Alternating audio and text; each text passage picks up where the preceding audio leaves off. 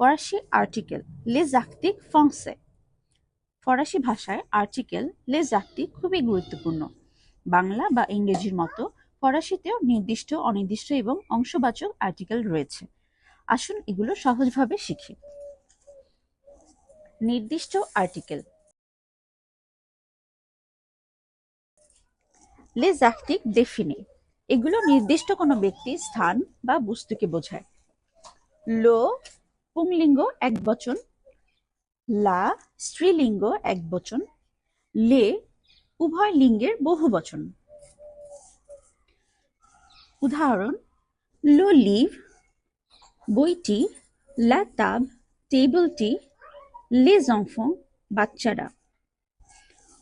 অনির্দিষ্ট article les articles indéfinis এগুলো অনির্দিষ্ট বা সাধারণ কোনো ব্যক্তি বা বস্তুকে বোঝায়। আ পুংলিঙ্গ একবচন, উন স্ত্রীলিঙ্গ একবচন, দে উভয় লিঙ্গের বহুবচন।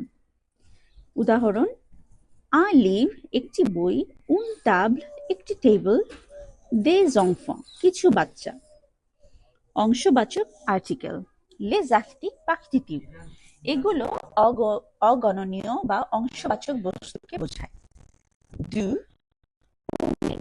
de la স্ত্রীলিঙ্গ, de l স্বরধ্বনি বা এইচ যুক্ত শব্দের আগে, দে বহুবচন।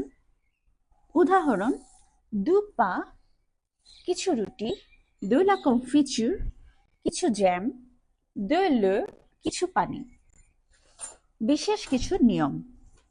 ফরাসিতে আর্টিকেল সবসময় ব্যবহার করতে হয়, বাংলা বা ইংরেজির মতো বাদ দেওয়া যায় না। লো বা লা যদি স্বরধ্বনি বা এইচ দিয়ে শুরু হয় এমন শব্দের আগে আসে, তখন সেটি এল অ্যাপোস্ট্রোফ হয়ে যায়।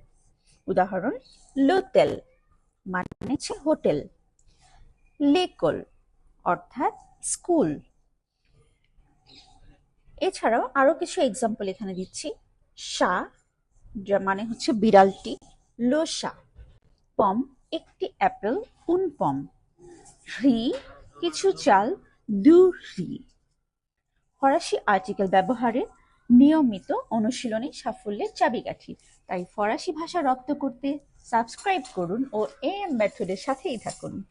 ধন্যবাদ।